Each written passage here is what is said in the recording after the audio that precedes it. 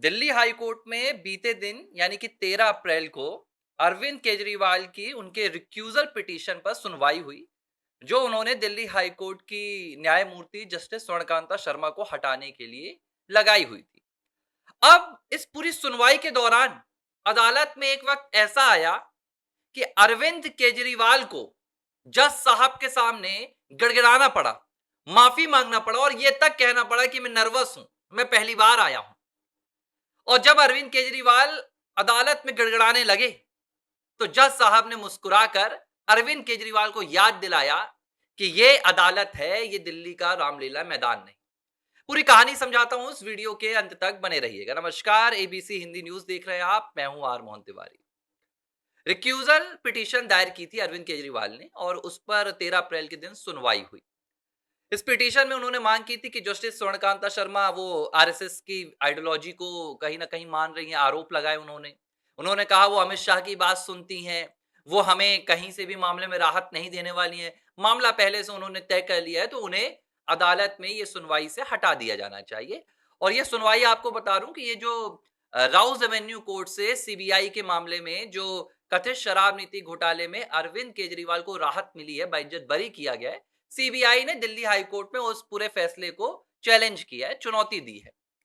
अब अरविंद केजरीवाल कोर्ट पहुंचते हैं और 10 उन्होंने वो कारण दिए। सामने जस्टिस स्वर्णकांता शर्मा ही बैठी थी और वही सुन रही थी। और अरविंद केजरीवाल ने 10 कारण गिनाए कि क्यों आपको इस सुनवाई से हट जाना चाहिए। अब सबसे पहले तो अरविंद केजरीवाल ने एक बहुत बड़ी गलती की। अरविंद केजरीवाल अदालत को अपना राजनीतिक मैदान समझ रहे थे। और वो अदालत में जज साहब के सामने कहते हैं कि मैं जब एंट्री की, मैंने जब अदालत में आया, तो मैंने देखा कि यहाँ पर कुछ लोग चिल्ला रहे थे। तो जज साहब ने अरविंद केजरीवाल को दपट दिया। जज साहब ने कहा कि वो चिल्लाना नहीं होता है, उसे प्लीडिंग कहा जाता है। वो बहस कर रहे थे, वो अपनी यहाँ पर याचिका पर सुनवाई कर रहे थे। तो अरविंद केजरीवाल माफी मांगने लगे। वो कहते हैं माफ कर दीजिए, मैं पहली बार आया हूँ अदालत में, मैं नर्वस हूँ, इसलिए मेरे मुंह से गलत शब्द निकल रहे हैं। मतलब आप ये कहेंगे कि जज के ऊपर कुछ लोग चिल्ला रहे थे। ये तो वही वाली बात हो गई कि जब आप जनसभा में खड़े होते हैं तो आप कह देते हैं कि हमारे विधायकों को खरीदने के लिए प्रधानमंत्री नरेंद्र मोदी अप्रोच कर रहे हैं। कोई हिसाब देना नहीं पड़ता है। लेकिन अदालत थ्योरी पर नहीं चलती है। अदालत सबूतों पर चलती है, गवाहों पर चलती है। अब अरविंद केजरीवाल ने जो 10 कारण दिए, उनमें से 3 कारण राजनीतिक और सीधे तौर पर व्यक्तिगत थे। पहला कारण उन्होंने जज साहब को हटाने का दिया और उसमें उन्होंने बताया कि जो जस्टिस स्वर्णकांता शर्मा है, वो अखिल भारतीय अधिवक्ता परिषद, जो आपका आरएसएस की एक विंग है, उसके कार्यक्रम में एक बार नहीं 4 बार गई थी। ये सेमिनार हुआ था, लीगल सेमिनार हुआ था, जिसमें कानून की बातें करनी थी और उसे संबोधित करने के लिए जस्टिस स्वर्णकांता शर्मा गई हुई थी। केजरीवाल ने इस पर आपत्ति जताई और केजरीवाल ने कहा कि चूंकि आप उनके कार्यक्रम में गई थी और मैं उस विचारधारा का धुर विरोधी हूं, मैं खुलकर विरोध करता हूं, तो आपके उस कार्यक्रम में जाने से मेरे मन में यह संदेह उत्पन्न हो जाता है कि आप उनकी विचारधारा से प्रेरित है या आप उनके प्रति सहानुभूति रख सकती हैं।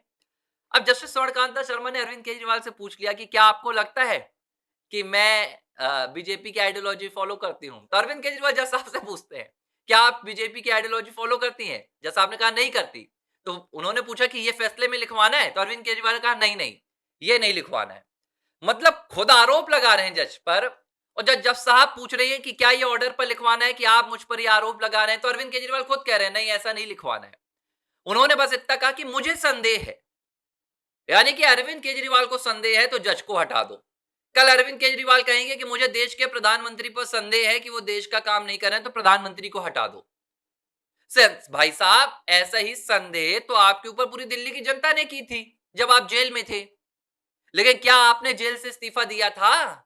नहीं दिया था। पूरे देश में जब दबाव आया उसके बाद आपने इस्तीफा दिया था। तो ये वाली उनकी दरखास्त तो वहां पर समझ में आ रही थी कि ये सिर्फ एक थ्योरी है, इसमें कोई दम नहीं है।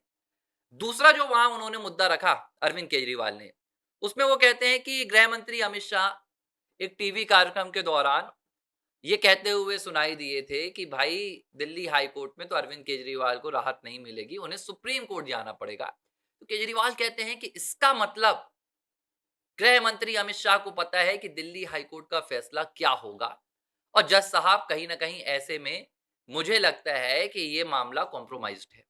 जज साहब बोलती हैं स्वर्णकांता शर्मा जी कि अब अदालत के बाहर आप कुछ कहें या कोई अमित शाह या कोई दूसरे गृह मंत्री कुछ भी कहें, तो उससे ये कहाँ से साबित हो जाता है कि मैं उसके कंट्रोल में हूँ। यही बात अमित शाह की जगह अगर अरविंद केजरीवाल कह देते, हर व्यक्ति कहता है कि मैं तो अदालत में जीत जाऊँगा। मतलब आप यकीन मानिए कि ये पूर्व नौकरशाह हैं, ये यूपीएससी निकालने वाले हैं, ये आईआरएस निकालने वाले हैं। इंडियन रेवेन्यू सर्विस के ये अधिकारी रह चुके हैं अरविंद केजरीवाल, और ये कह रहे हैं चूंकि अमित शाह ने कह दिया कि हम ही जीतेंगे, आप दिल्ली हाई कोर्ट में हार जाएंगे, तो जज साहब को हटा दो, कहीं ना कहीं मामला बिका हुआ है। अब मैं अदालत में कोई केस लगाऊंगा, तो मैं तो यही कहूंगा ना कि मैं ये कोर्ट केस जीत रहा हूं, आप ये कोर्ट केस हार रहे हैं। ये तो व्यक्ति का आत्मविश्वास होता है। अब उस पर आप कहें कि नहीं, मुझे पता है कि ये कोर्ट केस मैं जीतने वाला हूं, मतलब मैंने जज को खरीद लिया है, जज साहब बिकी हुई हैं। इस व्यक्ति को दिल्ली में 2-2 3-3 बार मुख्यमंत्री बनाया गया है। कल्पना कीजिए आप कि किस व्यक्ति के हाथ में एक देश की राजधानी की पूरे नेतृत्व की ताकत सौंपी गई थी। मतलब एक छोटा-सा बच्चा भी इस बात को समझ जाए। खैर, ये इसके अलावा जो तीसरी बात, सोशल मीडिया पर अरविंद केजरीवाल ने सुना कि जस्टिस स्वर्णकांता शर्मा का कोई संबंधी है, जो यहाँ पर सरकारी पैनल में जुड़ा हुआ है। यानी कि सोशल मीडिया में आम आदमी पार्टी ने कैंपेन चलाया था, मैं आपको बता रहा हूँ। अरविंद केजरीवाल ने ये बातें अदालत में जगजाहिर तौर पर नहीं बोली, वो डर गए। उन्हें मालूम था कि झूठ अदालत में नहीं चलेगा, नहीं तो अभी फिर से जेल में जाना पड़ जाएगा। केजरीवाल कहते हैं कि ये परंपरा रही है कि अगर जज साहब का कोई नियर एंड डियर मामले से जुड़ा हुआ है या सरकार के पक्ष से जुड़ा हुआ है, तो उन्हें अपने आप को सुनवाई से हटा लेना चाहिए। तो पूछा गया कि आपका आधार क्या है? क्या आप एफिडेविट में देंगे कि जज साहब का कोई नियर एंड डियर यानी कि कोई रिश्तेदार इस मामले से जुड़ा हुआ है? तो वो कहते हैं मैं इस बारे में सोचूँगा, एफिडेविट देने के बारे में। तो जज साहब ने उस पर ऑर्डर में लिखा कि आपको कहाँ से पता चला? तो उन्होंने कहा कि मैंने सुना है सोशल मीडिया आधार पर।